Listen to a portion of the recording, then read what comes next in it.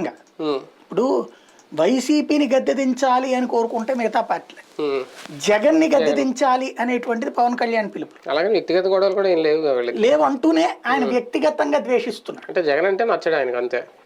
అదే కదా వ్యక్తిగత ద్వేషం అనేటువంటిది. ఇప్పుడు పవన్ కళ్యాణ్ ఆ విధంగా వ్యక్తిగతంగా ద్వేషించట్ల జగన్మోహన్ రెడ్డి తనని ఆఫ్టర్ ఆల్ కింద చూస్తున్నాడు.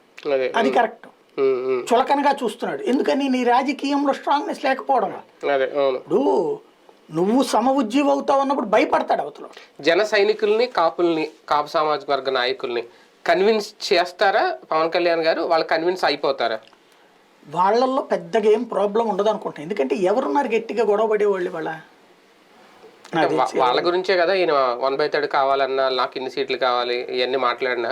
అంటే అదొక సైకలాజికల్ గేమ్ క్రియేట్ చేశారు మనకి ఎక్కువ.